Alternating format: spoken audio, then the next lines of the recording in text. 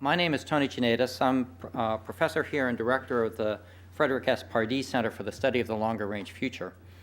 Together with the late Mayor, Tom Menino, and Professor Graham Wilson, co-directors of the BU Initiative on Cities, we've envisioned this event as an important opportunity to examine some of the threats that coastal cities face, but more importantly, to convene conversations about how to overcome these threats, to mitigate their effects, and enhance the resilience, the economies, and the livability of the great cities on our coasts. We're grateful to have participants and representatives from other great coastal cities in the U.S. and around the world, and to have the participation of the political leaders, policy analysts, engineers, architects, scientists, and researchers, and the business community, all of whom have critical roles to play in envisioning solutions, implementing them, and learning from them so that we can improve them over time. We're in the heart of one of these great cities, of course, and the success of Boston University as a major research university and the other universities and colleges that are as much the fabric of this city as its neighborhoods is really dependent on the vitality and energy of Boston. We would do well to find solutions to the threats that the rising sea brings with it. Now, I can't talk about this event without a few personal notes about Mayor Menino. I only knew him during the short time that he was here at BU, but I'll also wager that many of you are here because he personally reached out to you over the telephone or at an event, a personal touch that was familiar to all lifetime Boston residents. I'm one of the lucky people who moved back to Boston after living away for a long time and remain astonished at the transformation that the city has undergone in the intervening decades, and I was privileged to be able to express that to the mayor. When he first arrived on campus, I was fortunate to spend quite a lot of time with Mayor Menino to talk about what he wanted to accomplish with the initiative and how we could actually work together.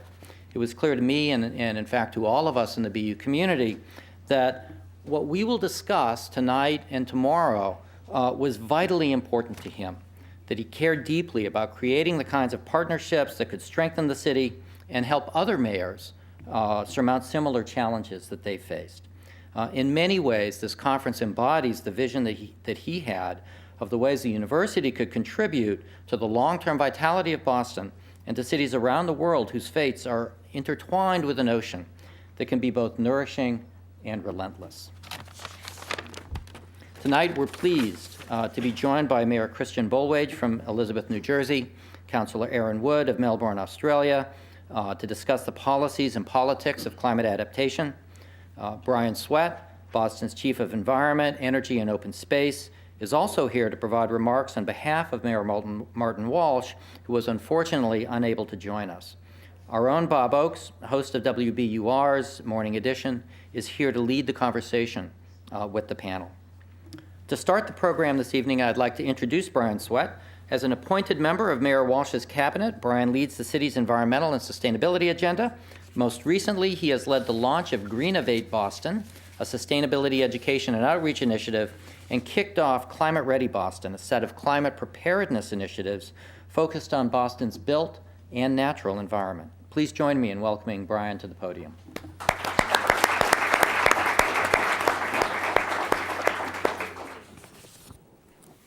Thank you, Tony. And I just want to echo Tony's remarks.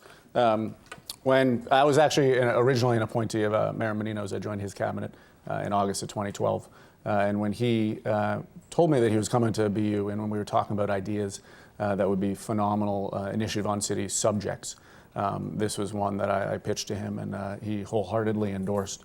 And we were having this event in large part because of his efforts over his all very too brief tenure here.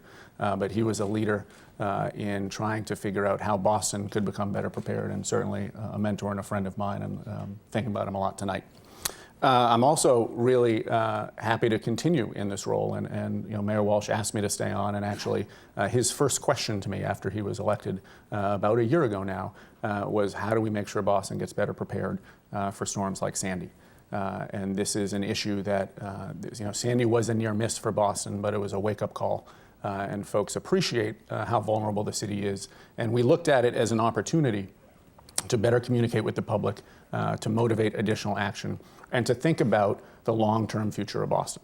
and think about not only how the climate is impacting us today, but how our decisions we're making today going to impact our ability to have a vibrant and vital and fun and sustainable city for generations to come.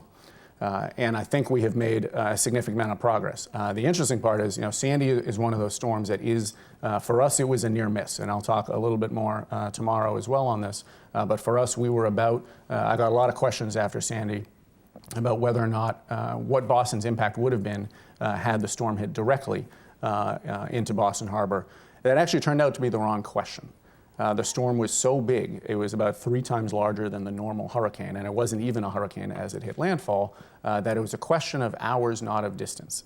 If it had hit at our high tide 5.5 hours earlier, same trajectory, we would have had a 100-year flooding event in Boston.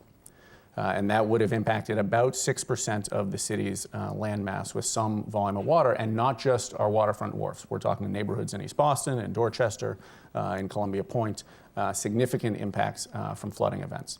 That event was well covered, and we viewed that as a near miss, and we actually took a vote on gambling last week, and we will continue to do that in Massachusetts. We have had 3 additional near misses since then. And we've had, by a sum total of about 20 hours, Nor'easter Nemo, Nor'easter Hercules, and another nor'easter, which also had a Disney name. And so we've had 4 near misses in 24 months. And so I'd say we are exceptionally lucky, but that's 4 near misses from 100-year flooding events, from the 1% storm in a matter of 24 months. Those storms got much less coverage, largely because they were also major snow events. And the reality is in Boston, we are far more likely to have a major flooding event in the wintertime, based on the shape of our harbor and based on nor'easters and wind. The added challenge to that is the least effective time for our stormwater system. So folks are usually familiar with shovel out a hydrant, adopt a hydrant in case there's a fire. We need to adopt a storm basin. We need to make sure that flooding events are able to be maintained and dealt with by our stormwater system, and that's the least advantageous time to be able to do that. We are well aware of other infrastructure in Boston that is highly at risk. Logan Airport. And actually the airport runways are fairly high, but it's the access to it. We have a phenomenal downtown airport on the waterfront. The access in terms of the tunnels and bridges and mass transit to get there are a significant challenge. In a storm event, landing a plane isn't enough. You need to be able to get the supplies to the cities and the citizens in need. Our mass transit system. We know from the experience in New York, and I'm sure we'll hear from Mayor Bolage, about the impacts on mass transit in the region. We know in Boston we have the oldest mass transit system in the country. We also have the oldest electric system running that mass transit system in the country. We know that doesn't like salt water, it doesn't like any water. So we have issues with mass transit. We have issues with our electric grid. We're talking about sea level rise and storm surge. One of the concerns that I've been talking about with Councillor Wood extensively is the vulnerability of our electric grid, not only to storm events, but to extreme heat events. Most of our electric generation is coastal in this region and using either river water or ocean water to cool it. If there isn't enough temperature differential between that cooling water, we actually have to downsize the output coming out of power generation. This happened 2 summers ago when we had a heat wave of 5 days over 95 degrees, where the ocean water that's used to cool Pilgrim nuclear power plant was not cool enough, and they actually had to downgrade the output by about 1/3. So that's the exact same time that everyone is turning on their air conditioning. So the vulnerability of our electric grid being a coastal city, but not necessarily from a storm like Sandy or Nemo, is also of critical importance as we go forward. We are, to sum it up, if the specifics don't scare folks enough, we are the 8th most at risk in the world from a financial dollar value to sea level rise and storm surge and flooding events, and the 4th most in the United States. After New York, which would be a small borough of, and these are absolute dollar amounts, Miami, which you can read about the flooding, and there was a great event with Senator Nelson and Gina McCarthy at the last King High Tide, standing on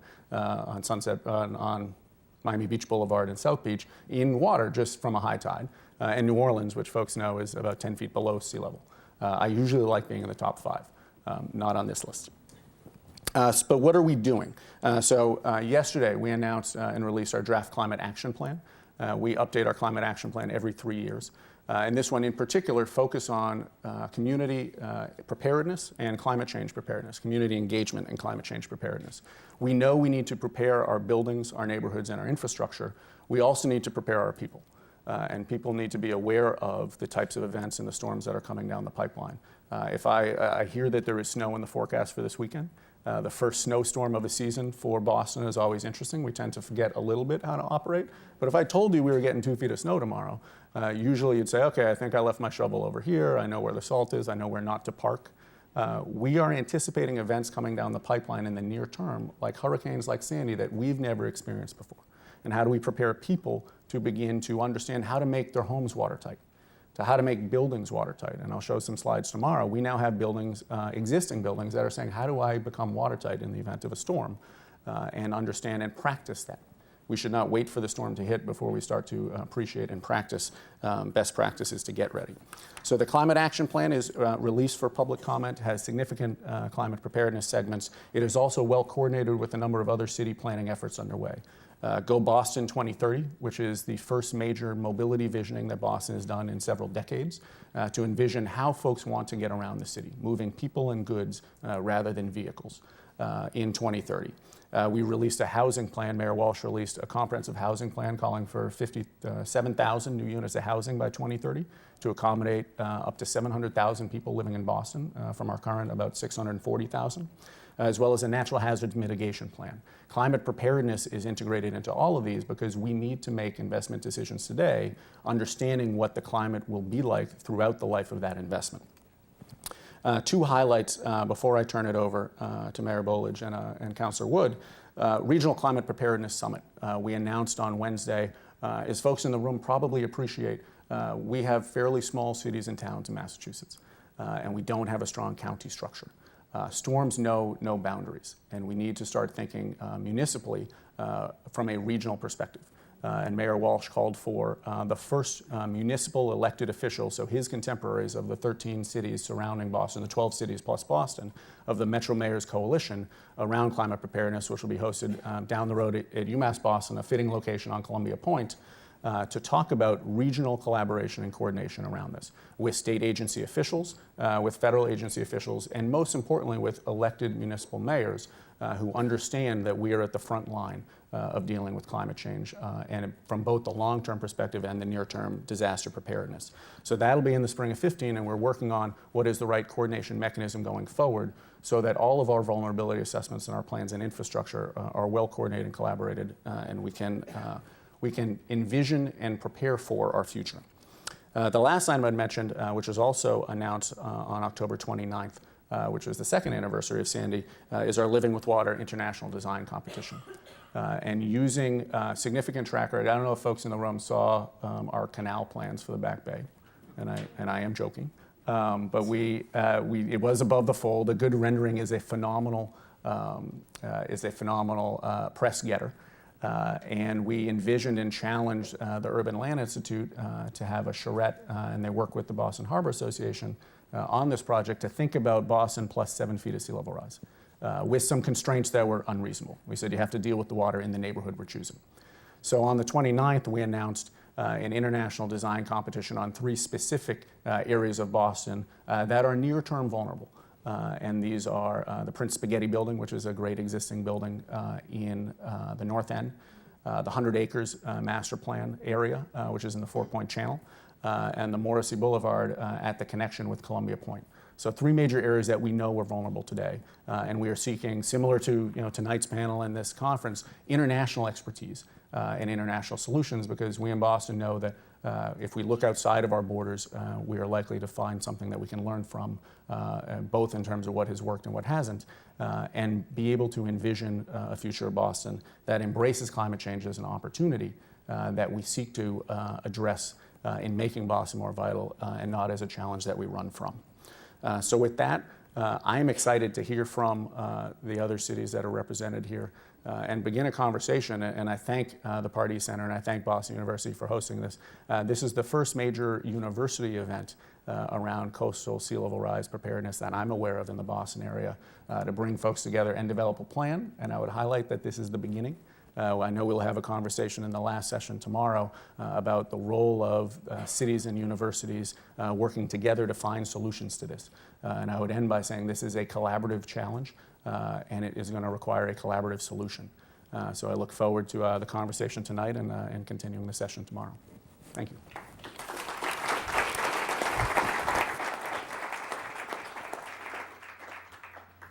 Hi, everyone. Let me introduce our next guest. Christian Bollwage, mayor of Elizabeth, New Jersey, leads one of the largest cities in New Jersey, the only one to be named among America's 50 greenest cities. This year, he announced new greening initiative, and he leads the way in urban brownfield renewal, serving as co-chair on the U.S. Conference of Mayors Brownfields Task Force. A lifelong Elizabeth resident, he's been mayor for 22 years, calling to mind the civic devotion of his friend Tom Menino. Elizabeth is home to Newark Airport and the Port Newark Elizabeth Marine Terminal, one of the busiest ports in the world. Like many of Elizabeth's neighbors, the city was directly impacted by the tidal surges of Hurricane Sandy. Please welcome Mayor Bollwage.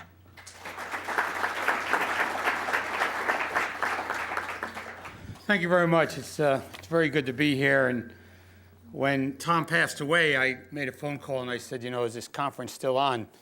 And they said yes. And I said, well, I'm still coming then in Tom's memory. I met Tom some 20 years ago, and we developed a very close friendship. He's been to Elizabeth trying to get urban enterprise zone legislation passed through the Massachusetts legislature, and he returned the favor. I came up and sat with him at a game in Fenway a few years back, and we just enjoyed each other's company. And I want to thank the organizers, and I hope you can continue Tom's work for years to come. He truly was a special mayor. When you talk about Hurricane Sandy, and when Tom called me in September and asked me if I would join this panel and talk about impact on coastal cities, I said, sure. I said, no problem. Who's coming? He said, well, me. I'll be here. So it's good enough for me, Tom. If you're there, I'll be there. But when you look at Hurricane Sandy and you talk about the impact, and I was listening to the other comments when you said it was a near miss here in Boston. Well, it wasn't that way in New Jersey. It hit land 60 miles south of my city. And there was not a lot of rain with Sandy, which caused an interesting process in dealing with the problems that existed, because it was strictly flooding. And it was flooding from the surge. It wasn't flooding from a lot of rain. We're the Arthur Kill. We're the largest seaport, container port on the East Coast is Port Newark, Port Elizabeth. Sealand, Mart terminals all bring in containers there. Across the Arthur Kill is Staten Island. Then you go into Brooklyn. It's a massive waterway. So when you talk about the surge, and what I really want to talk about in the beginning is the surge caused electrical outings. 51,000 electrical accounts in my city. 49,000 were without power on the day of the storm, I being one of them. My first phone call was to the public affairs person in the public service company. I said, I want to let you know I have no power. And they said, okay, Mayor. But I said, I also want to let you know I need to be the last one turned on, which really pissed off my wife, but because my wife and daughter had to then live somewhere else while I stayed at the house and went back and forth. And sure enough, 12 days later, when everyone else had their power back on, my power came on. But what was interesting about the grid process in New Jersey is, and the communication with the electric company is, they could never tell you when your power was going to come back on or how long it would be off from, because they have no idea what is connected to what. The old story we used to hear when we were kids about your hip bone's connected to your leg bone, and that story you grew up with, well, the power company has no clue. They really don't. And I've said this in New Jersey, and I don't know if you have this problem in Massachusetts, but we'd call up and we'd say, what's going on with the power on such and such a corner? And they'd say, well, it's connected to this corner. And I'd say, well, but that corner has power. Oh, well, it's somewhere in there, Mayor. And so the phone calls and the dynamics that were going on, we had conference calls at 10 o'clock every morning with the power company, which turned out after 4 days to be absolutely useless, because not only were they telling the mayors one thing, when constituents were calling the power company on the hotline that they set up, they tell the constituents something completely different. When downed wires were in trees, We cleared away, our public works crew cleared away all of the trees, but we were told not to touch the wires that were in trees. So the power company would tell the constituent, well, the reason we can't fix your power is because there's a tree down in the middle of your road. Then they'd call me and I'd say, well, we can't move the tree because the power company told us not to touch it while there's a wire there. So that went back and forth for a good 2 weeks, and I can tell you there were a lot of downed trees and wires, and it just kept going. So our frustration dealing with Sandy was mostly with the power company, Public Service Electric and Gas. The surge and the water flooded the system. As I don't know if you have it here in Massachusetts, but all of our connections and our lines are underground. They're not, we have telephone poles, but the main source of the transmitting of the power in a lot of areas is below ground. And when they're flooded out, in order to get there to repair it, became extremely difficult. I was out that night on Sandy on the Monday night at 9 o'clock, and I'm driving on our waterfront, and my daughter, who is now 14, when I left the house, she said to me, and Dad, why do you have to go out tonight? I said, I don't know, Jacqueline, that's a really good question, but I think I have to be out there somewhere. So I'm out there, and I'm in the middle of an area on the waterfront, and all of a sudden I hear, help, help. And I'm like, there's 4 feet of water between me and this guy screaming on the roof of the car. The fire department responds. They put up an inflatable raft to go out there to get the guy. The raft blows away. They can't get to him. This guy's still screaming. The water's climbing higher. The next thing you know, we have a human chain of people. I'm not included, by the way. I'm the mayor. I have no idea about how to save people. So I'm standing there watching, and they have this human chain along a fence so they don't fall in any open sewer grates, and then they walk this guy out through 4.5 foot of water. The water damage was severe in our city. Our waterfront, our bike waterway, a bike and walkway path on the waterfront, as well as a recreation pier, was basically destroyed. And we've done a whole bunch of stuff to put it back, piling and things, and we're working with the Port Authority in order to redevelop some estuaries where possible, but commerce is extremely important in our areas. So you can't evacuate everybody from coastal cities. You can't evacuate people who live on the water. The only way that we deal with these tragedies is through planning, evacuation, and planning for solutions. And making sure, I got to tell you, we've been investing in more generators since this storm hit a couple of years ago in our recreation buildings, and making sure that people have the ability to locate in an area if they get locked out of their home. Senior citizen buildings, when you got a couple of hundred people in a senior citizen building and they have no power, it's extremely difficult. Where do you get blankets, when it hits in October? We weren't prepared to have all of these blankets. So the Red Cross helped out and brought in a lot of, I'm not a fan of the Red Cross, but they helped out and brought in a lot of blankets and were able to give the seniors some blankets to begin with. So the preparation, like the gentleman before me spoke, is immense. And I got to tell you, we learned more in preparation after the storm than we ever did before the storm. And I was the mayor during 9/11 as well. And our fire department went over to Manhattan to help in that area. You learn more afterwards in order to prepare for the next one. And guess what? We probably won't be here for the next one. But anyway, we're prepared. I can tell you that. We have blankets, we have cots, we have generators, and there'll be stuff built that'll be far advanced than the stuff we bought today to prepare for the next one. It's an interesting dynamic until you go through it. I'm glad it was a near miss in Boston. It wasn't a near miss in Elizabeth, though. I look forward to your questions. I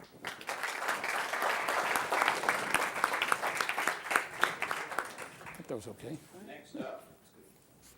Aaron Wood, City Councillor from Melbourne, Australia, Chair of the Environmental Portfolio, Deputy Chair of the Economic Development Portfolio. He joins us on behalf of the City and Melbourne's Lord Mayor, Robert Doyle. Councillor Wood has made the environment his life's work, both as a member of the City Council and through his environmental education program, Kids Teach Kids. He represented the city at the last C40 Coalition meeting, a network of cities jointly tackling climate change. Melbourne was one of the founding members of the Delta Cities Network, made up of leading coastal cities at the forefront of climate adaptation and innovation. Councillor Aaron Wood. Thanks very much, Bob. I should say g'day, really. We don't always say that, by the way. Sometimes we say hi, sometimes we say hey, but I'll say g'day. Thank you for having me. I've got to thank Boston University for inviting me over here. It's a beautiful city you have. And I think the exchange that I've had with the City of Boston as well, in spending time with Brian, he has packed my dance card very, very full, and my head is spinning from all the sorts of ideas on how we might continue that exchange. I always sort of hear that introduction, and that's a kind introduction, Bob, and I have to qualify that with the fact that my father was my elementary school principal, and I spent more time in his office than any other child, and it wasn't for Gold Star Awards, I can assure you that. But he now works for me on minimum wage for Kids Teaching Kids, so I've had the last laugh. What I want to talk to you about is an issue which I guess is an issue that when you look at it in the cold light of day, it's an issue which you're glad there's adaptation and preparedness occurring. And I had the pleasure of visiting the Spalding Centre, was it yesterday, Brian? The days are all rolling into one a little bit.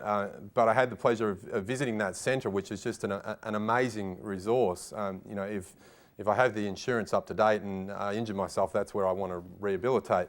But you think of the fact that they've factored into their whole built environment there a sea level rise of 3.5 feet. So the difficulty that we have in Australia at the moment is the national discourse is so confused, I guess, about whether climate change is real, whether climate change is happening, that impacts on the ability of us at a local government level to actually talk in a reasoned and objective way to our residents. I subscribe wholly to Mayor Bloomberg's view on things that cities act and nations talk in respect to climate change. He is tempering that language somewhat because he agrees that it's a little bit antagonistic. So he's saying that cities act, nations talk, and we can help them to act is the bit that he's added to it. So ever the politician, Mayor Bloomberg. We are lucky enough to be part of the inaugural C40 Cities Network. We've also recently been selected as one of the 100 resilient cities for the Rockefeller Foundation. I did an interview on that on our right-wing radio in Melbourne, and one of the talkback callers asked whether it was a conspiracy theory for the Rockefeller Foundation to take over the world through local government. I assured him that that wasn't the case and that we were very happy to accept the funding for the Chief Resilience Officer position. We have been really successful as a local government in terms of building strategies around the key threats that we face. Unlike Boston, we are not immediately on the ocean. We're effectively back off a protected bay and 3 or 4 kilometres up the Yarra River. But what we've seen even in the early onset of climate change is higher intensity rainfall events that cause overland flooding. We then combine that with a riverine flooding event, a king tide in the ocean, and that's where we start to have some fairly serious impacts. A little bit about where Melbourne's located. On the screen there you can see Melbourne. The city of Melbourne is actually the smaller centre core, I guess. It's the 33 square kilometres of the central business district and some surrounding suburbs. We have about 120,000 residents that base themselves in the inner city, so quite a bit smaller than the city of Boston in terms of population. But the greater Melbourne area, if you ask people where they live, they all identify that they live in Melbourne, and that's some 4.2 million residents. We have about 850,000 residents come into the city each day to use it for business, for tourism and the like. So there are major infrastructure issues just in combating our population growth. So one of the things, we're very lucky in the fact that we've been judged the world's most livable city for the 4th year in a row. With that, though, comes great responsibility, and something that I've been lucky enough to get the mayor to start sprouting. You plant the seed and then your mayor says it, and it's a very good thing. He now says that we're one of the world's most livable cities, but to remain in that top 5, I like that, Brian, the top 5 is that we really need to become one of the most sustainable as well. So in that is a huge risk in terms of sea level rise and the impacts on our infrastructure and our assets, but there's also a huge opportunity to reimagine and redesign areas that are better for people, that turn water into something that's not a threat, but something which is an asset in the driest inhabited continent in the world. So what we have is an interesting issue where we don't have enough water for most of the year. And then when we do get our rainfall events now, we have too much of that water, and the drainage infrastructure that was built on previous conditions is just not keeping up with the current conditions. So who's been to Melbourne, by the way? Excellent. For those of you who haven't, we welcome you with open arms. Brian and I are working on a direct flight. We hope to have that up and running soon. We just heard that they had a direct flight to Dallas, so it is possible. We can make this happen. But we're essentially at the bottom part of Australia. We're the second most populous city in Australia to Sydney. We're the best, but we're the second most populous. Essentially, as I said, the residential population is in the order of sort of 123,000 people. The interesting thing about it, though, is now, because of that livability status, it's one of the fastest growing municipalities, in fact, the fastest growing municipality in Australia, and that does present some growing pains and challenges. So in terms of the sorts of issues that we're facing, essentially they can be broken down into a few key areas. Sea level rise, obviously, more intense rainfall events. We're looking at a 0.6 to 0.8 metre sea level rise by the end of the century. Increased likelihood of severe storms and flood events. But the interesting thing for us, and I think this is the same for a lot of US cities, is we had the Black Saturday bushfires in 2009, and they were a horrific event. I believe they got coverage in the States as well. We lost 176 lives in those bushfires. In the lead up to those bushfires, there was a heat wave that was a week long, where we had a week of over 40 degrees Celsius, in the order of 104 or 105 degrees Fahrenheit. And in that week leading up to the bushfires, we actually lost 373 lives due to heat-related illness. So for us, the silent killer is actually heat. So once again, when we're looking at overland flow and the sorts of threats that poses to our infrastructure, it also presents a huge opportunity for us to cool our city, and I'll touch really briefly on that as well. So this is one of our major streets, and this is an overland flow event. This is from a rainfall event. But what we're finding is we're getting our drains backing up where we've got a high river and a king tide in the bay, and the drainage infrastructure is just not coping. Really good if you're a canoe enthusiast, not so good if you're trying to get to work on a Monday morning. In terms of what we're doing, and really now we're looking at the term resilient. What is a resilient city? How do we actually build extra capacity in the system? How do we bounce back from threats like heat waves and bushfire? We don't have the Hurricane Katrinas or Sandys. We don't have that kind of big impact in terms of our sea level rise, and so it's going to be a real slow creep, and that's much harder to get action on. How do we actually get action and build a more resilient city? So these are some of the strategies, and I'll just touch on them briefly, but the urban forest strategy is where we look at that threat, or that waste product, if you like, which is essentially a rainfall event.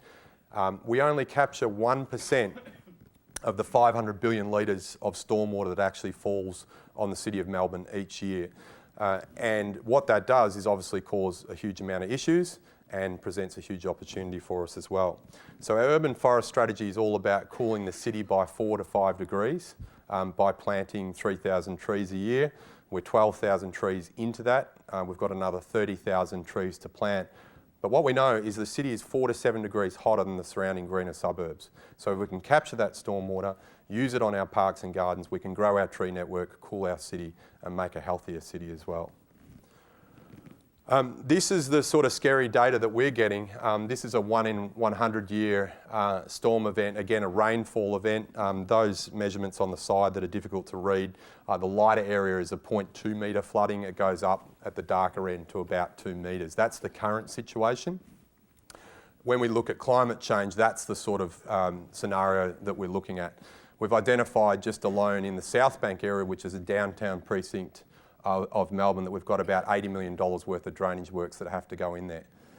But what we're going to do is, with those other strategies, the open space strategy, the urban forest strategy, the climate adaptation strategy, what we're looking at is not just engineering solutions, not just big gates, not just bigger pipes, is we're looking at green infrastructure and the role that that plays in slowing down the rate of flow, in capturing overland flow and mitigating against some of those impacts. That includes in a built-up city where it's very difficult to, obviously, we've got 77,000 street trees that we manage, to keep on adding more and more trees in a highly urbanised environment. So we even partnered with the University of Melbourne to launch the Growing Green Guide, which looks at using our rooftop spaces, our walls and our facades, not only to green and cool the city, but also to capture that stormwater again so that it doesn't enter the stormwater system. So this is a new project. This is the Elizabeth Street catchment. It's wholly located within our city, which is great. We've got some good jurisdiction over it. And what we're looking at there is we're actually mapping, at the moment it's rated at extreme flood risk. We want to bring that down to high, which would be a really good result. And we're going to, as I said again, use all of our strategies, open space, urban forests, the climate adaptation modelling, and see what green infrastructure can do in terms of bringing that flood risk down for our city. It's good for the city because it makes it look good. It's good for the health of the residents because it cools our city, and then it removes that threat of flooding. So often these green infrastructure projects have a lot of wins to them. So what we're looking at, obviously, is the doubling of the canopy cover by the year 2040 to cool our city. But what we're also then looking at is stormwater capture. We're looking at how our city is actually irrigated. As I said, we're looking at our open space opportunities. We're even looking at building that into the planning scheme then in terms of the flood risk that it relates to. This is one of our stormwater harvesting units. We've got them in our parks and gardens. We've got them under road. We've got porous paving. We're trialling a porous asphalt to again remove that hard surface, that overland flow. At the moment, we're at 25% of our water is now reclaimed, so it's stormwater, and in the coming years we want to drive that up to 50%. So what that does is it insulates us against future droughts, and it was in response to a 10-year drought that we'd had in our city, and just a couple of weeks ago we had a delegation from LA come out to learn our response to the drought, because they are 3 or 4 years into their own drought. So I think to sum up, that we don't have all the answers. We're still working through with our academic institutions, and research and data are extremely important. If you can't measure it and you can't understand the numbers, it's very difficult to form strategic directions, and it's very difficult to convince the finance department to actually fund these things. But they really do stack up when you look at the full cost benefit analysis. So we're moving forward with a lot of these initiatives, and we'll keep on learning as we go. But we really do think by reasoned, logical planning that many of these threats that we face from climate change can actually be mitigated as best as possible and deliver a huge range of amenity outcomes for our residents as well. Thank you.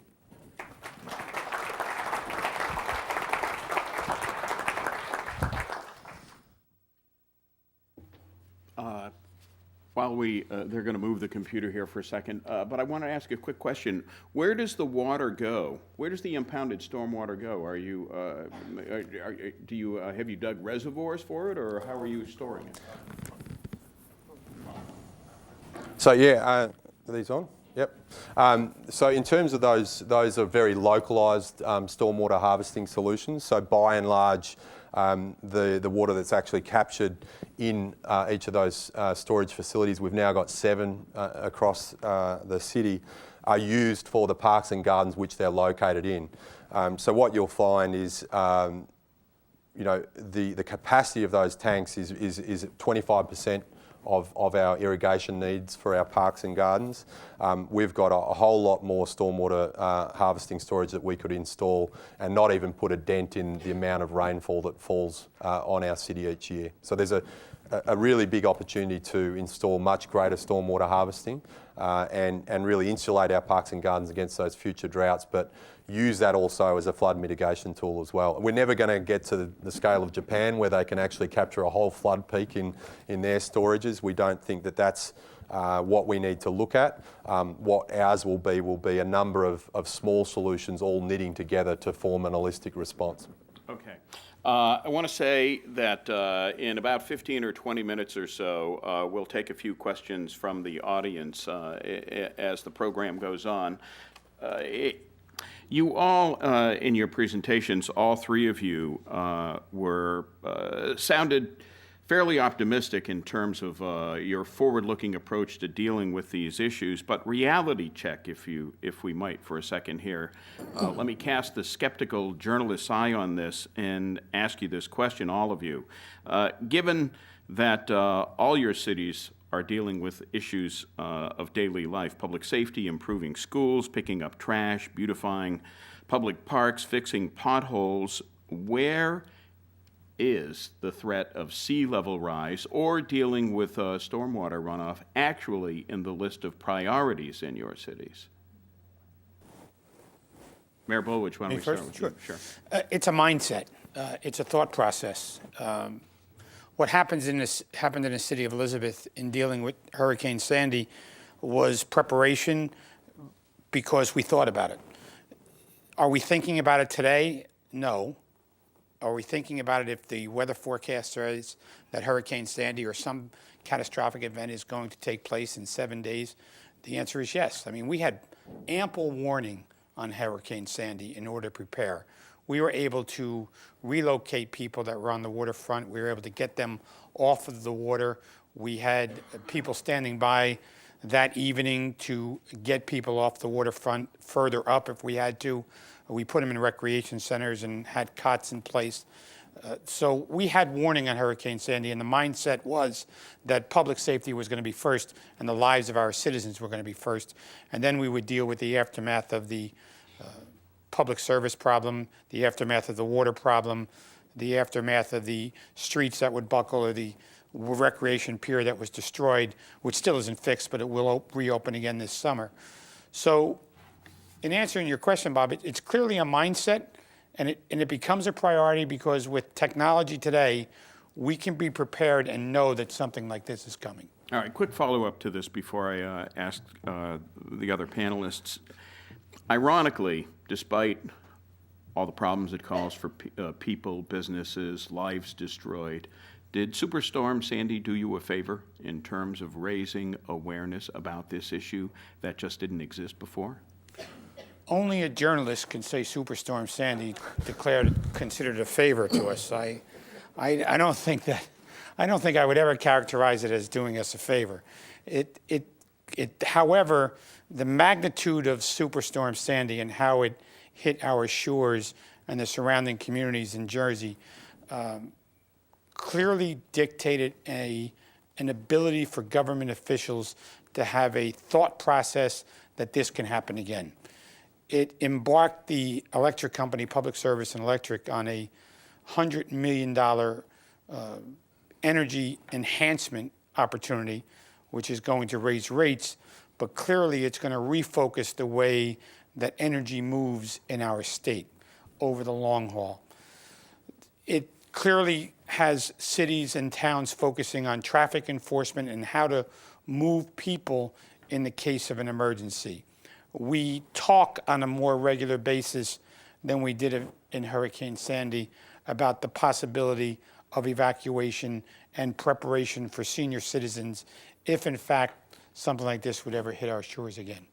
Okay, back to the big picture question.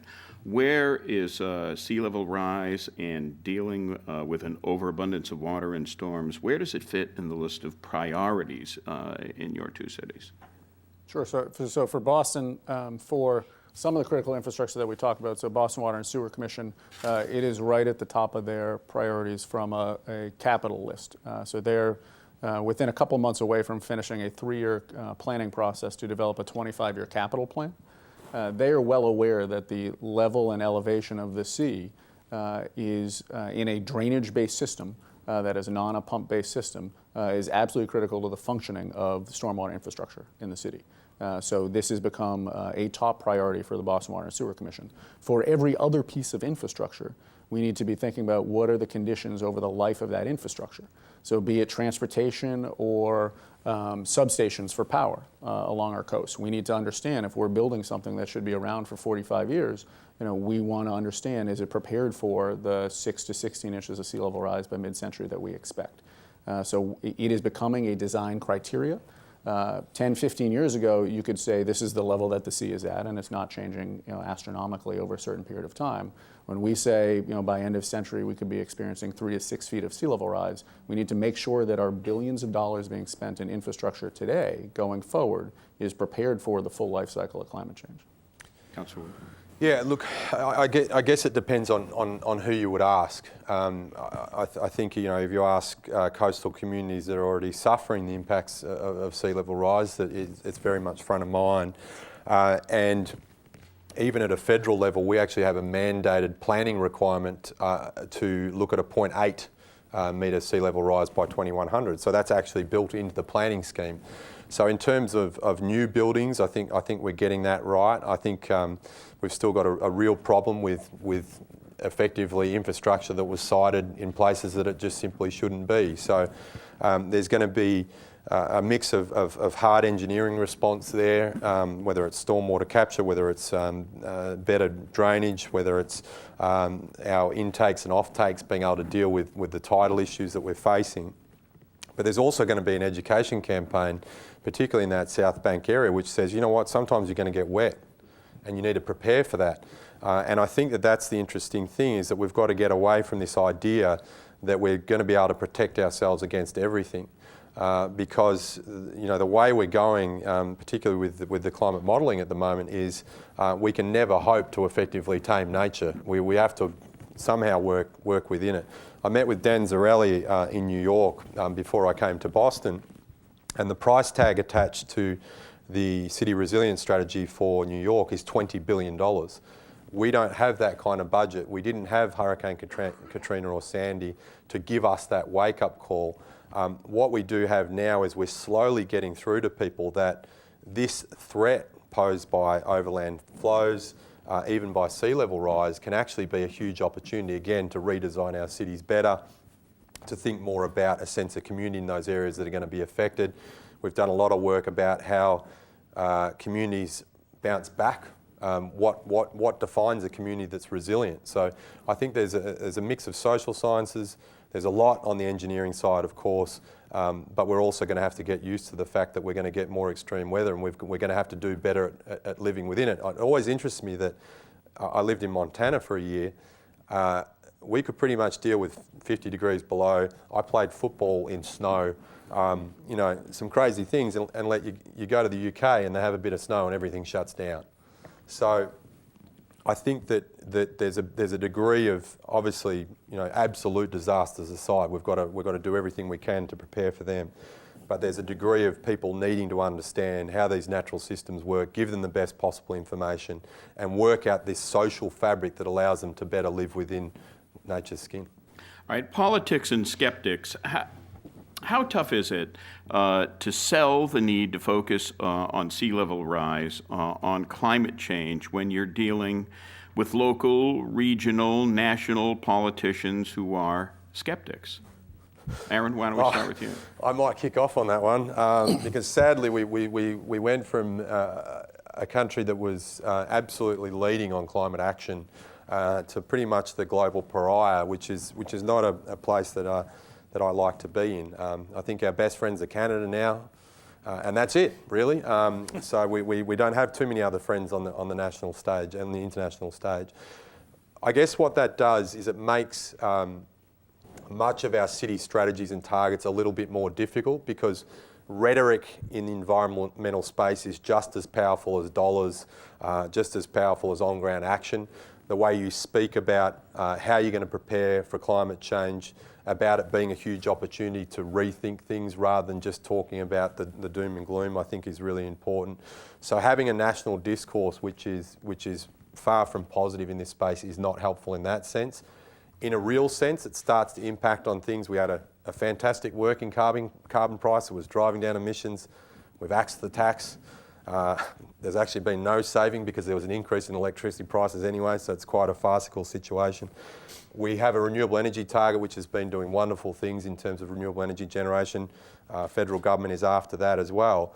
Now, where that impacts at a local scale is we have a renewable energy target for our citizens because they actually want to put rooftop solar on. We're the ones that they come to when the prices go up for solar. And I think that's the issue, is that local government is very close to the people.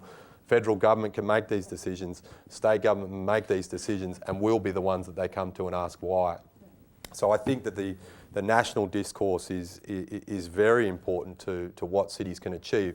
But again, I also put my eggs in Mayor Bloomberg's basket a little, which is not a bad basket to be in. He's been pretty successful, is that cities have an amazing opportunity to continue to act and almost to continue to show national governments, which almost aren't structured to be able to deal with this kind of stuff, to show national governments a way forward, which is actually positive for the economy, positive for the environment, and positive for the people. And I think that's a great opportunity for cities. But in the meantime, if I might, you have to deal with your Prime Minister, Tony Abbott, who has dismissed evidence of climate change, his phrase, not mine. Climate change is crap. Absolute crap. He's very eloquent. Yeah. He disbanded an environmental agency set up to provide information to the public. It's got to be a little disheartening. Yeah. Yeah, look, absolutely, and this is not just a public office role for me. This is my life's work, so it's another level of disheartening. What's more disheartening about it is that I come from a small regional town, which is an agricultural town. We're big into vineyards and dryland farming, and when we went through a 14-year drought there, my mother is actually a social worker, and one of the roles that she undertakes is counselling people who are considering suicide. And the rate of suicide in my hometown went through the roof because farmers weren't coping with this drought. Loans were being foreclosed on. And the thing that makes me most angry about this discourse is it doesn't make business sense, because those farmers could be being incentivised to turn over the unproductive land to solar panels. And what comes when you've got a drought? Heaps of sunshine. So this to me isn't about politics. This is actually about people's livelihoods, and it's about whether or not Australia wants to be a leader or whether it wants to be a laggard. And it's not so much a laggard politically, but a laggard economically. The globe is changing. The green economy is here, whether you believe in climate change or not. The money is starting to move. The venture capital is starting to move. We've even got the insurance industry, which is the largest gatherer of capital in the world, and mind you, should be the biggest voice when we're talking about sea level rise and climate change because of the impacts on their business model. They're both looking at the risk side of things, but they're also looking at the opportunity. They're starting to invest in solar. Allianz just spent $2 billion on a wind farm in France. So I guess that's we can talk about the views of political leaders, and I never mind someone saying, hey, I kind of disagree with you. I need a bit more information. But standing directly in the way of one-way traffic and saying, I want you to completely turn around and go exactly the way that no one else is going, that's not fair. Brian, dealing with skeptics. I think Inhofe may be calling Abbott to testify at his next Environment Committee hearing. I think I'm really fortunate in Boston. We're a science-based city and a science-based state, and I think unfortunately the politics is trailing public opinion. And I think there were some seminal moments in New York at the UN conference in terms of the diversity of the march and the studies that Pew put out afterwards on public understanding of climate change being here with us now and impacting us today. And I think that the politics is catching up to that. I think it's incredibly unfortunate that by and large science is a competitive advantage and a differentiator and a bipartisan issue, and yet on this particular issue, we use the word around belief for things that are scientific. And this is the national body of, or the international body of evidence that has been created scientifically around this. The National Academy of Sciences now says is stronger than the body of evidence behind smoking causing cancer. We don't ask people if they believe in smoking causing cancer. We have hundreds of millions of dollars being traded in courts of law settlement around that defined proof beyond a reasonable doubt. And so it is very unfortunate that the politics has become so challenging. And I would echo Aaron's comments that it is so unfortunate, not only because they're wrong, right, the skeptics are wrong, but it's a win-win. The solutions are better cities, more energy independence, more livable cities, more social equity, more environmental friendliness. It's a better place to live, and we're fighting against this, but for a very defined small set of big business interests. Mayor Bowich? Yeah,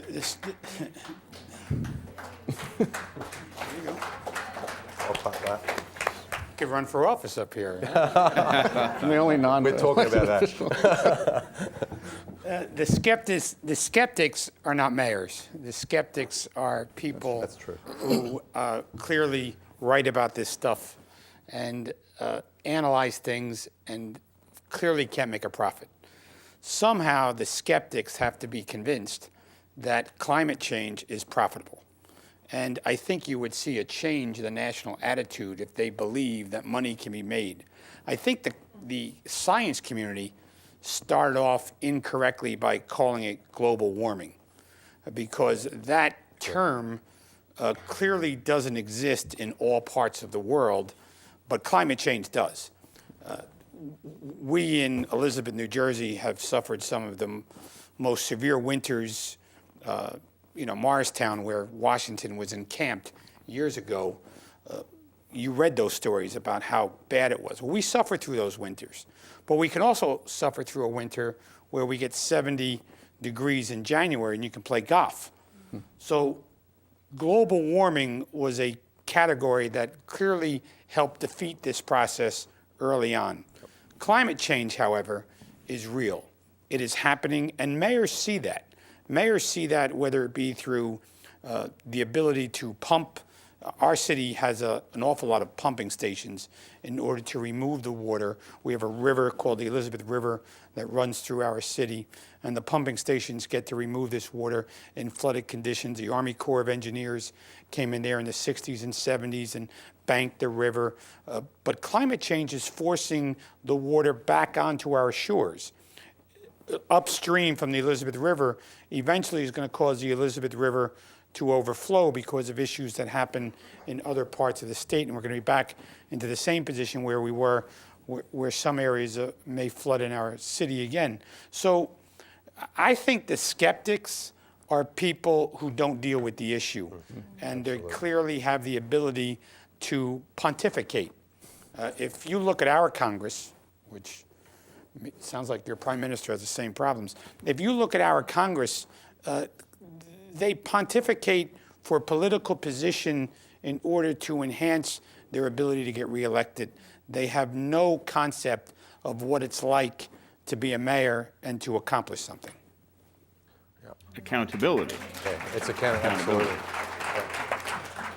I want to ask about the waterfront in this way. Are you, no question about the fact that in all your communities you have active residential and commercial real estate development along the waterfront. Do business and industry groups want to get on board in trying to deal with this? Or is there, or do you worry that their involvement is lip service? We have, can I start? Yeah. Sure. Jersey Gardens Mall in the city of Elizabeth was built in our landfill. We had a 166-acre landfill that was toxic, and we built a 2 million square foot mall. They came to us and said, Mayor, if you'll help us with the permitting process, we'll put solar panels on the whole mall. We basically made their permitting process so easy that they didn't have to ask twice, and now that mall became one of the largest on the East Coast to have solar panels. Atalanta Corporation imports ham, has another 500,000 square foot building, solar panels on the building. we make permitting process for residential homes as well as corporations to put solar panels on their businesses extremely easy through the permitting process. Do people want to do it? The answer is yes. Sometimes they get conflicting information. I mean, we speak 50, 60 languages in our city. I'm sure Boston is very similar. And the telephone company, the public service company, they're never sending out information in more than one language. They're sending it out in English. And people are getting those things in their mail with their bill. They're throwing it right in the garbage on how they can do clean energy in their building. So the education process that the counselor spoke about is extremely important because, and we need partners. Government needs partners in the education process. We can't go out there and send out these flyers on how you can access solar panels, how you can access clean energy, how you can get things in your public service bill. In one language is all they do it. So there's a concept there. And I'm not so sure I want to be the mayor that's going to go out and tell people, by the way, you have to get used to water in your neighborhood. I understand that's a process, but they haven't had water in their neighborhood in 50 years. And if, in fact, that's going to happen again, politically, I can't be the guy going out saying, hey, by the way, it's going to flood and you're going to get 6 feet of water in your basement. And they're going to look at you and say, yeah, and you want my vote next time? You better do something about it. So clearly that process of education is going to come with more catastrophe, unfortunately. Right.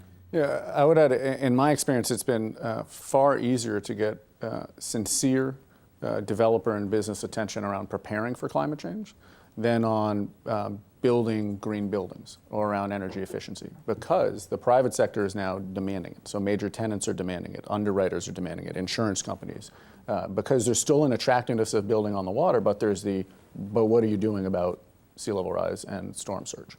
And so from my perspective, that has been very positive. It has not been difficult to build coalitions of interest around preparing our waterfront, because I'd add that oftentimes we get the question of, and maybe this is your next question of, well, should we be building on our waterfront, right? And in my opinion, it's the economic value of building on the waterfront that is part of the solution to be able to craft the financing packages and understand the investments that are going to be made, need to be made to do it right.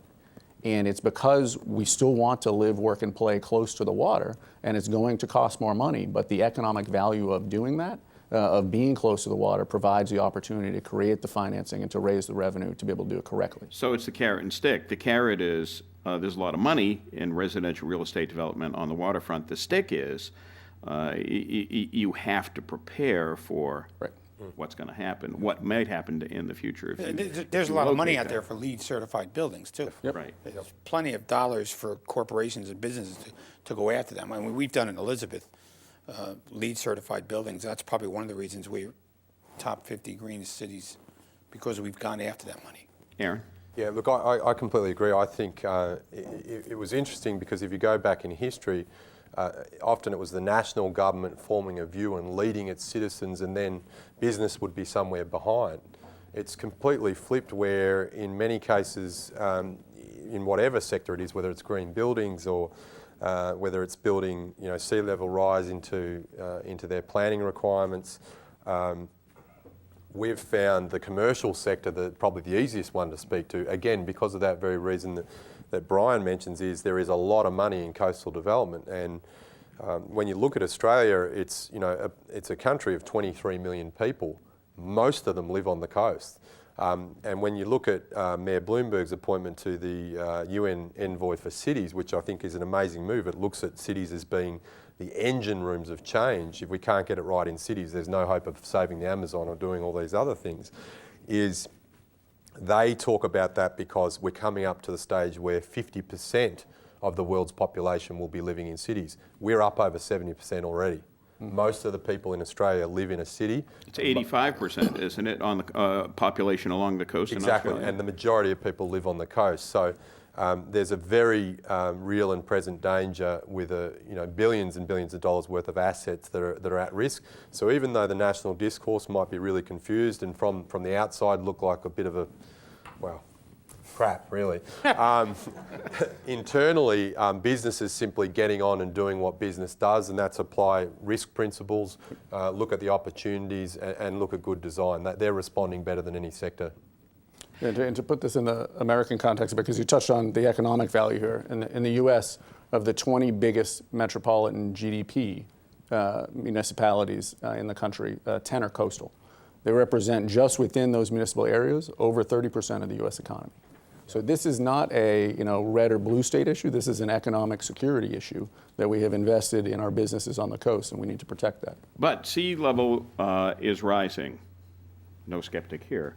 I think I read that the projection for Australia, or the projection by Melbourne, is that within a few decades it'll be up by 6 to 9 inches, to put it in the U.S. measurement. We saw I'm madly doing the calculations here, Bob. we saw your maps, which makes me wonder. Do any of you, or do all of you, foresee a day when there will have to be a moratorium on waterfront development, a day when waterfront development will be banned? And if so, how far out might that be? It's the old retreat argument, and look, I hope we actually,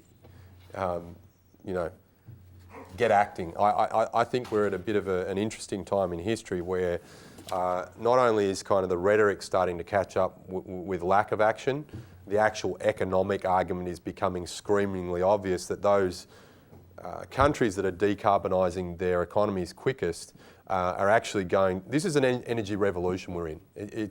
For me, it's as big as the Industrial Revolution. What you're seeing is coal and oil-rich countries suddenly seeing their businesses in decline. They're certainly not gone yet. They're still making a heck of a lot of money. That's why the Prime Minister said coal is good for humanity. But what you're seeing is this huge shift in how we power our cars, how we power our cities, how we power our nations. And so you have to be an optimist in this space, in that I think the mitigation efforts in terms of slowing the rate of climate change are going to gather pace as the impacts of climate change just become undeniable. If you talk to a resident from Tuvalu or Kiribati, they aren't arguing about if climate change is happening.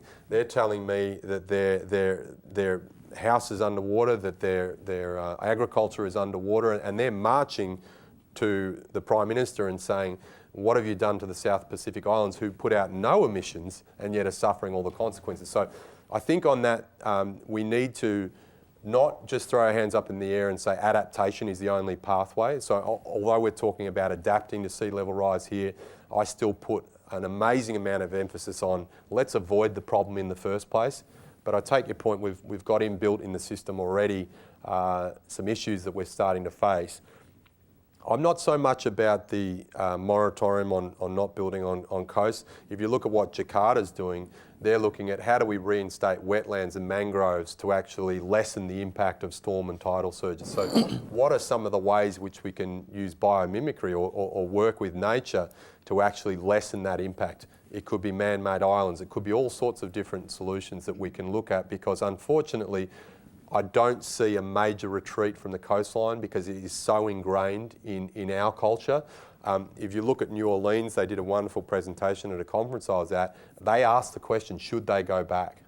And there was actually no question in the end, because people said, we will not leave, and they are below sea level. So I think there's a real difficulty and I know people are talking about retreat, but I just don't think that is a real possibility in a lot of people's minds. Mayor? It's not going to happen in New Jersey. I mean, in New Jersey, in the urban areas, we're built up on the waterfront, mostly with commerce. In Elizabeth, Port Elizabeth, we have, huge vessels coming in. And you look at the Jersey Shore, you'll see houses right up, and you'll see a big debate. I mean, the governor has mandated dunes are put in order to protect some of the housing. If you go down what's Route 35 along the Jersey Shore, most of the homes were wiped out in Manaloka, and we're talking, $5-7 million homes that were just gone. They wanted to put in dunes, and some people fought against it, and they said, no, we don't want dunes. You're ruining our view. So the governor then said, we're going to ruin your view. We're going to take the property and we're going to put in dunes and we're going to protect people further back from you. So that's a process that's ongoing now. Beach access in New Jersey is a huge debate. I mean, if you have a home on the beach, you don't want anybody else using that beach. There's walkways through houses and sideways in order to get the public to the beach. So what a lot of towns in the shore have done is they prevent parking so they can maintain their homes, and regular folk like me can't get on the beach. Not that I'm going there anyway, but it's an interesting dynamic, this dune process to protect the very wealthy homes on the beach. But to answer your question on retreat, I don't see that happening in New Jersey at all. Yeah, I would agree with that, and just add that this is a designing and building challenge, and we've been living with water in Boston. Where we are, Back Bay, right up the road, the South End, Bay Village. Anything we named after water was pretty much filled tidelands. And we can learn how to do this better. And part of our international engagement and joining C40 and working with not only domestic partners that have been through this, but international, is that if you look at Hamburg and Melbourne and Copenhagen and Amsterdam, these are cities that have been living with water for generations. So this is a design challenge. I do think we have concerns about being transparent about the risk of waterfront development. And I think we need to work through a regulatory process that isn't backwards looking, but that says where we develop for new construction, we need to understand the full lifespan of that construction and the full risk associated with those locations. And we haven't gotten there yet, right? And the FEMA flood map process is not that. That's for next year's insurance rates. So we need to figure out a better way of being transparent and honest about the risk of where we develop, both inland and in coastal areas. But I do think that, again, the attractiveness of building on the water, this is a design and construction challenge that we will figure out. I'll just add to that, and this is in complete and unashamed congratulation of the City of Boston with, again, drawing back to the Spalding Centre, is they were asked not to put in that planning application and say, what are you going to do for sea level rise today, and what are you going to do in 20 years? What are you going to do for the life of your building, your expected life of the building, which was 100 years? So they had to look at a 3.5 feet sea level rise to get that application through, and I think that's smart planning. If you go there, they reinforced the sea wall. They looked at urban design solutions so the water comes in quickly and goes out. Because again, and I take the Mayor's point, he doesn't want to be the one going out telling residents they're going to get wet. I don't either. But what you can do is, if that building is educated in the process that they will get wet, but they'll get dry very quickly, then that's a different scenario. It's where the water actually comes and sits, and where you're without power for 12, 14, 18 days. That's the, I guess, the challenge that the Rockefeller Initiative is trying to tackle is, how do we build not just disaster response, but how do we build extra capacity in our systems? How do we build the ability to bounce back much quicker after disaster? And so what that does is actually lessen the impact of the disaster, because often the disaster hits and there's loss of life and there's terrible things that occur. But often the worst parts of a disaster are what happens subsequent to that. The confusion by all of the authorities as to who should do what. The fact that power doesn't come back on and you've got an elderly resident stranded up in a third floor apartment with no heating or cooling. So I think we can do a lot more in that building resilience into the system to lessen the ongoing impact of a natural disaster. Two more questions, and then I'm going to open it up to the audience if you folks have some questions yourselves. In some ways, we've been talking up to this point about the enlightened, those folks who are quite well aware of the issue. Whether or not they agree with it, they're at least aware of it. What about the citizenry, the voter, who's not necessarily reading these articles every day and maybe not reading them at all? They see another story about climate change in the newspaper or hear another story about climate change on the radio, and they turn the page of the newspaper or they click off the radio. What are you doing to, what needs to be done to educate the voters out there that it's an issue that they need to be aware of, they need to factor into their lives, and most importantly, they need to be willing at some point to spend their tax dollars on? Okay, I'll just do a real quick one before I hand over, because I think the US context is really important to our audience. But So we call that green fatigue. And it's real, I feel it sometimes. But I think what we've got to do is human, we've actually got to look at social science, we've got to look at human nature, and psychology and all these sorts of disciplines comes into it, is to what motivates people. And what it shows is that fear is a little bit of a motivator in the short term, and you can shock someone. If you look at road trauma ads, people get a little bit shocked, but then they go out and they forget to put their seatbelt on. So what they show that motivates people much longer term, and what good leaders know, is you motivate people with hope and optimism and a belief that there's a bright and compelling future. So if we keep telling everyone the world's going to flood, it's going to be terrible, we're going to get knocked over by the next storm, then I don't know sort of how much positive action you're going to get from the great unwashed. You will get it from those people that are fired up about doing something in this space.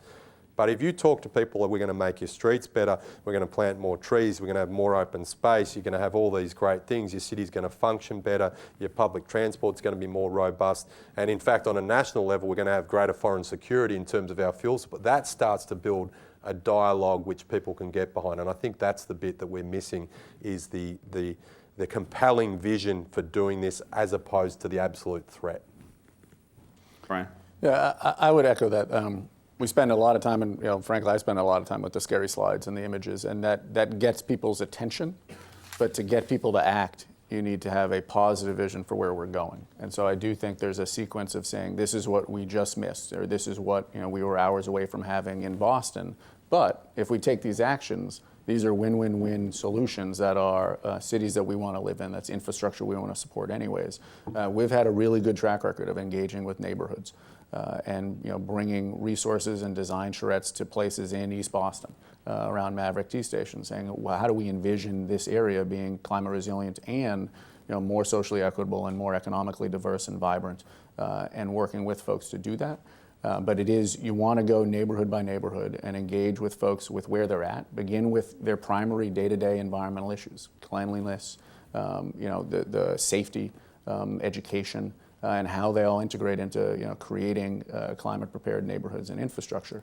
The other thing that gets people's attention, the reality is pocketbook issues. Right? So I know that when the FEMA maps go final, and we did appeal them, but there will be 10,000 additional housing units in Boston that will be required to carry flood insurance when they go final sometime in the next 18 months. And that's based on our appeal. It was even more before we appealed it. We're going to have a lot more attention when when the banks then ask those mortgages to carry flood insurance. And then we're going to say, well, if we do X, Y, and Z, we can reduce your premium. So there is a motivation there that's of self-interest to say, if we can do these neighborhood solutions and teach you how to redesign a little bit of your building, and retrofit your building, then we can save you some money. Mayor? I think it's an evolution process as well. I think the more the younger people are going to then adapt to the issues of climate change, especially as it's driven into a grammar school or a high school curriculum, you're going to see people then graduate college, and some are going to want to take this initiative on their own, and they'll have more of a sense of identity with this issue. If you go out to a senior building and explain this issue, they're going to say, where's my free donuts and coffee? I mean, they're just not going to care, and they're not going to really relate to the issue at all. So the process of education is going to have to begin in the high school level, where I think in the next generations to come, they're going to be able to adapt with this much better. But I just want to pick up on a point that he said about the FEMA maps. That's going to be culture shock for a lot of people. These FEMA maps, when they're out, the FEMA maps are out, but when the bills start to hit and the dollars start to hit people's homes, they're going to react in two ways. They're either going to say a lot of curse words before the word climate change, or they're going to then say to the mayor, how come you haven't stopped this from happening? Because I don't know about Boston, but I can tell you there's not a person in Elizabeth that is planning to pay more or buy flood insurance because of what FEMA is doing. They are used to at the Jersey Shore. After Hurricane Sandy, they have to rebuild and raise their structures a minimum of 3 feet to 5 feet, depending on the coastal flooding and the maps. But in urban communities, when they're told if they live along a river, or they live along an estuary, or they live along or they live along something else, that their rates are going to go up, I think that's going to cause great difficulty for local politicians. Okay. Definitely. Questions from the audience? Right here, you're the first one I saw. We're bringing a microphone to your seat.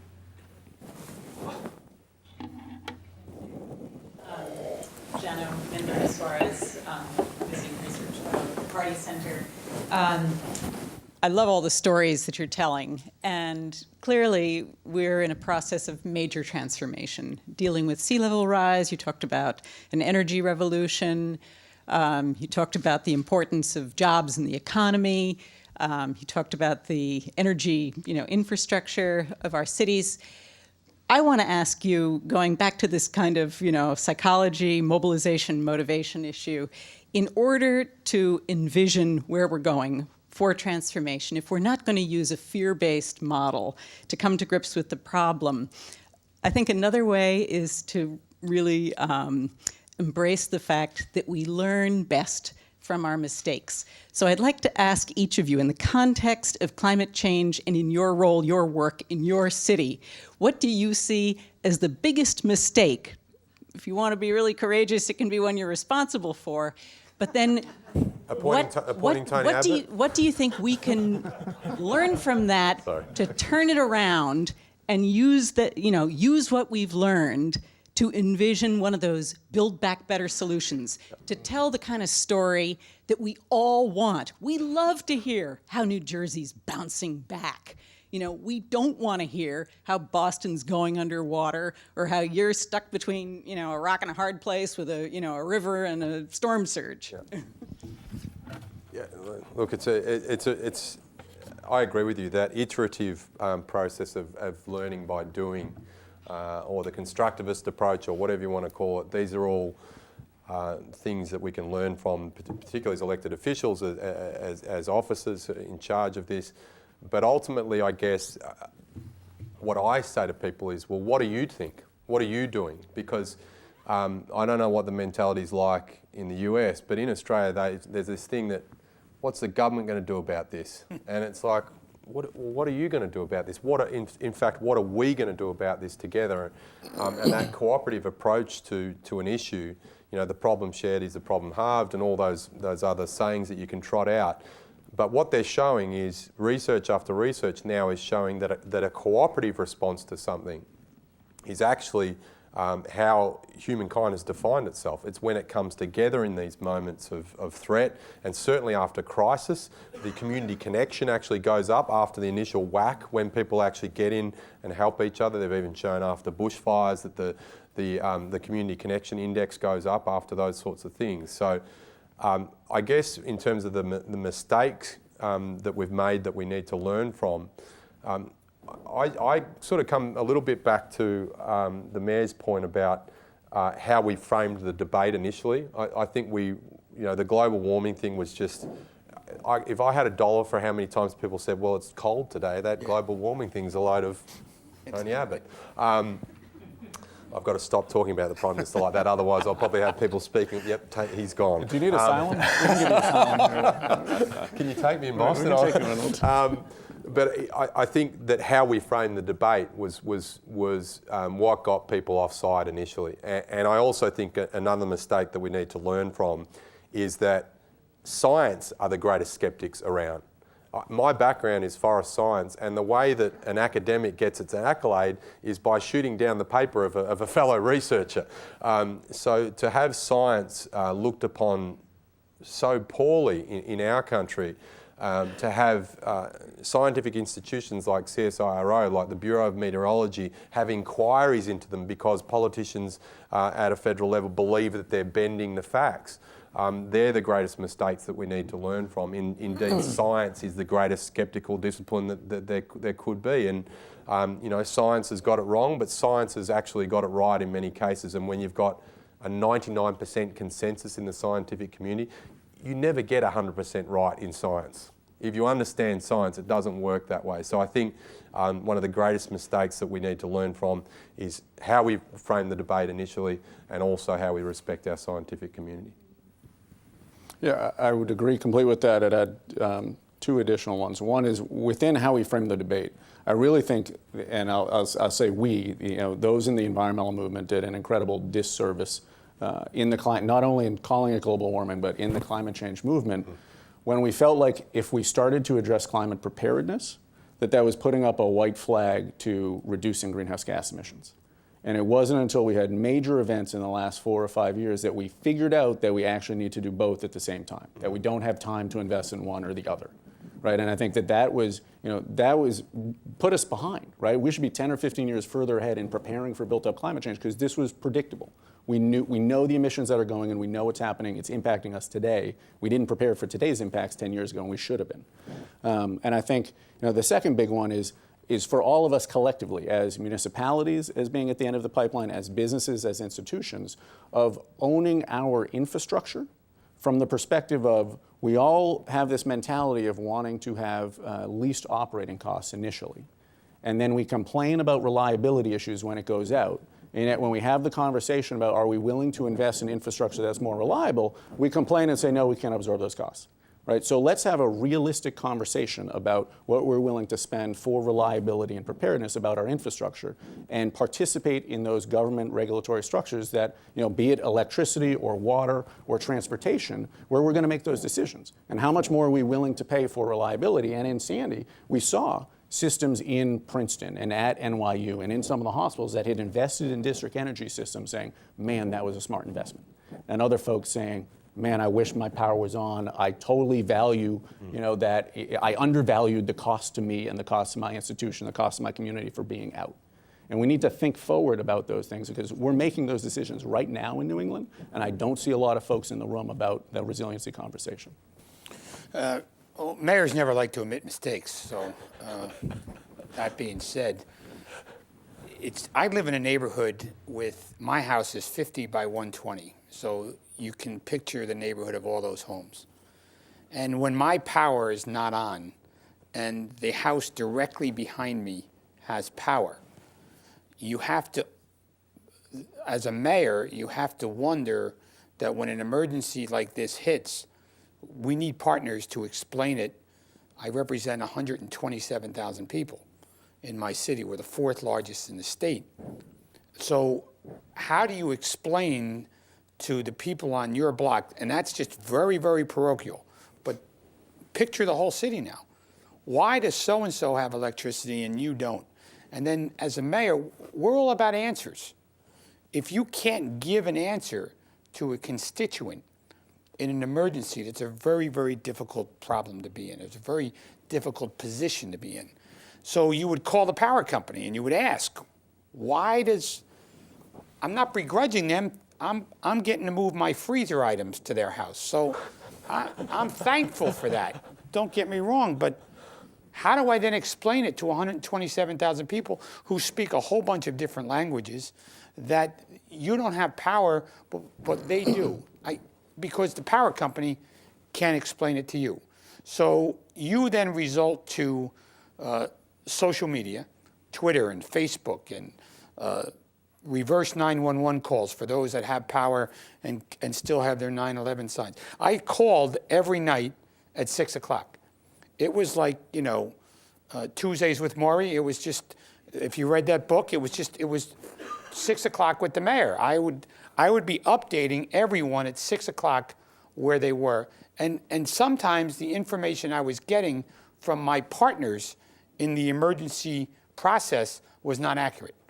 So therefore, while I'm not admitting mistakes, I am much more prepared the next time. Hopefully there isn't.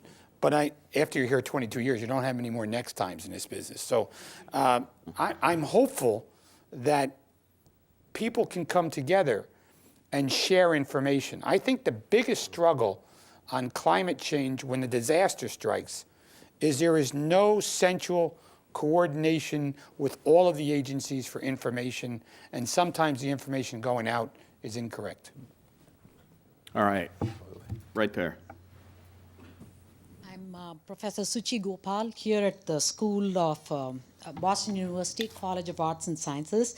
I had a question with regard to public participation in these conversations. You talked about education. You talked about the fact that you have to provide all this information to the public. What are good public participation models, if you want the public to be stakeholders in these conversations, what do you do to encourage them or to get them involved in these conversations before the disaster happens? Because you said that you want them involved, and you talked about what should you do being in charge of the city. But what should the public do? Can I just say I like the question, but I think it's slightly the wrong question, is because what you don't want to do is ask your citizens, how can we get you involved in talking about disasters? What you actually want to do is ask your citizens, are we a connected municipality where we all talk to each other, where we share information, as the Mayor said? Information shared creates real power within local neighbourhoods in particular. And I think what you want to look at is, what are the measures of a healthy community? What are the measures that make a resilient community? And there's some really easy measures, and it's not always attached to socioeconomic background. You can go into some of the poorest neighbourhoods, but because they all babysit each other's kids, and uncle and auntie live down the road, and they're extremely well connected. And so what you'll find is they will actually respond really well to a natural disaster, and they'll then help each other out. So I think we've got to do deeper thinking, and this is what mayors are good at, is my community a healthy and vibrant community? Is it a connected community? Are people happy? And those sort of measures you'll often find will actually better prepare you for those big shocks that come.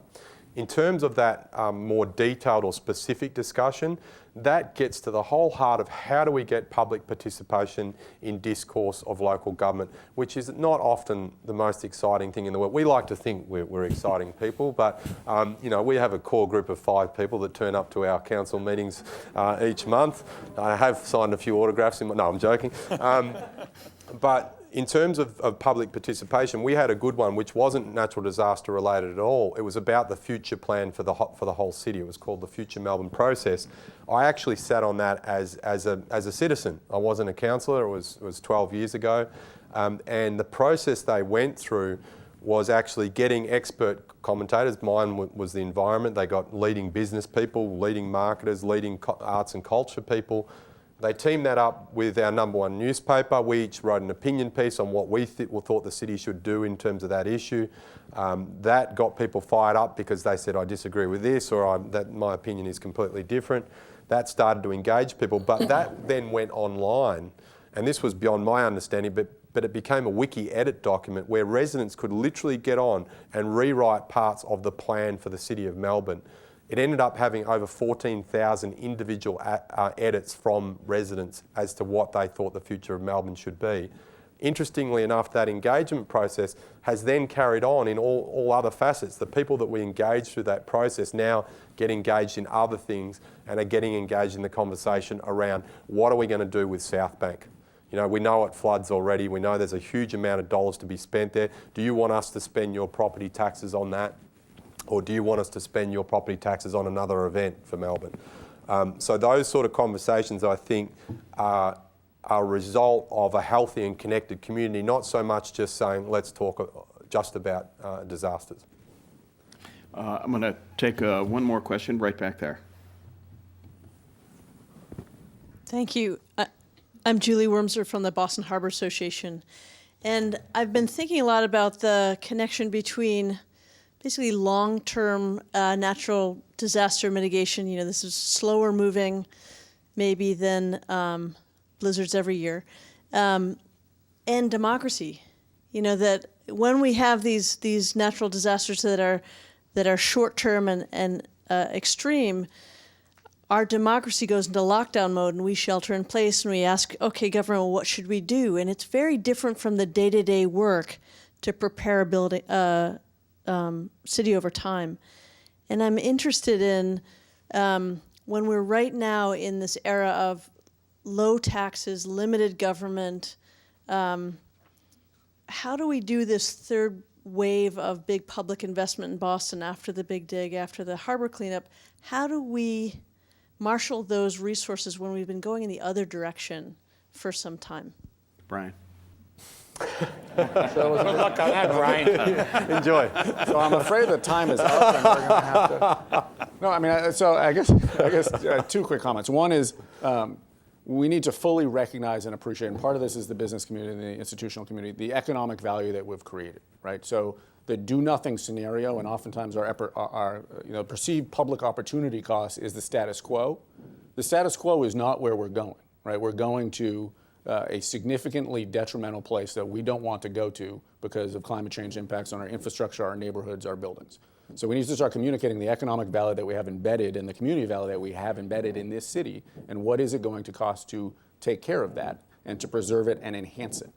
And so I think that that's a critical part of it. And I'd say the other part that we don't do really well, and building off of what Aaron talked about, because the future Melbourne plan is fantastic in their approach and in their output, is that at least on the East Coast, we don't plan particularly well, right? We rush to plan after the storm, and then we rebuild things, and then we're surprised that we're not as well prepared for the next storm as we would have hoped for. We need to do a better job of planning beforehand, so that when things are happening, when we have opportunities to do major projects, or when we have that disaster hit us, we understand how to rebuild in a smart way, and we're not rushing to rebuild homes to get people in there. You can't say, I want an 18-month planning process after a Sandy before we're going to let you rebuild your neighborhood. We should have that vision and that planning process done ahead of time and be seeking opportunities to slowly invest in that. And then if there are opportunities for significant investment as a result of a disaster, we have the plan ready to go. And so I think part of it is we need to start being proactive instead of reactive. And unfortunately in this country, by and large, we've been reactive.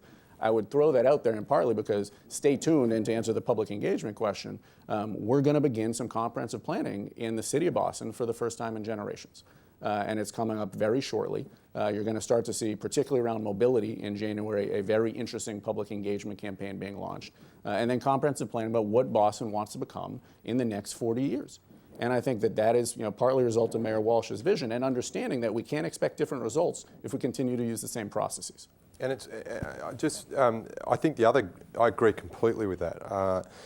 Is the other thing that sort of forward-looking proactive response does is it can actually change your investment framework.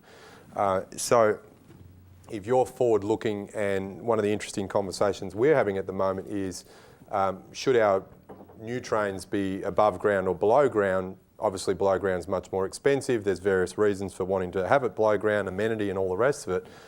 But maybe it doesn't just quite stack up on a balance sheet perspective with even all those factors considered. If we then look at our resilience strategy, which says that on a 38-degree day, the entire public transport network shuts down because all the sensors and the gate systems and everything can't handle extreme heat, that might be that one more element into the investment framework which says put your metro underground. So I think that forward planning just, because Treasury in state government and finance and governance even in local government are notorious for counting dollars, and we need to sometimes change that investment framework to take account of the changed climatic conditions that we're facing. Mayor, I want to ask you the same question, but I want to expand it out in this way. We know that in January, the nation is going to be getting an all-Republican-controlled Congress. We know that in the last couple of days, key Republicans on Capitol Hill instantly came out after the U.S. and China carbon agreement was announced in Beijing, and they came out critical of it. So how nationally do you envision convincing Congress that we should spend federal dollars on another wave of big public spending to deal with these issues? Only in America can Republicans come out and criticize something they haven't read. So, sorry for the Republicans in the audience. I apologize for that. But think about it. They didn't read it. They don't know what's in it. I haven't read it. I don't know if anybody knows what's in it yet. But it's really difficult to criticize something that is a start for where we need to go in the future. Whether the agreement between China and the United States is the worst thing since Ebola, or whether it's the greatest thing since sliced bread, it's a start. It is a start of two countries that clearly generate the most problems for our atmosphere to reduce carbon emissions. And if we can't convince people in Congress that this is a start and we need to build on it and make it better, then we're going to suffer a very bad fate in the world. I just see, I'm not biblical or read it a lot, but when you talk about the end, the only people that are going to get to the end are us. I mean, we have to recognize that what's going on in this world is man-made. And Republicans, since you started that conversation, and I was kind of hoping to come to Boston and not talk Republican, Democrat, but that's okay. I do it at home all the time. So I think the bigger challenge is Republicans need to understand that you can make money in climate change. And I think when they understand that you can make money in climate change, they're going to be in favor of it. Absolutely. Okay. I think a lot of people who are going to come to this conference over the next couple of days are coming here because they're looking for support and they're looking for strategies that they can employ, they can use when they go back home. So, for one last lighter moment of maybe one-liners here, when you in the past, and I'm sure you all have faced this situation, been standing in front of the person you consider to be the biggest climate change sea level rise skeptic that you've ever met, what's the best one-liner that you've had? Oh. Some of You them ever had one? Can I say? I don't know. I can say what I'm thinking. Look, I won't use a one-liner, but when skeptics of any nature come out to me, I can say, look, you can have your belief system, however crazy I think it is. But I'd rather put my lot with Bloomberg, Rockefeller, NASA, CSIRO than an opinion writer in a 2-bit newspaper who's telling me that climate change is not happening. So, when you want to get off the magic teacup ride and exit Fantasyland and join the rest of us, we can have a conversation. Mayor?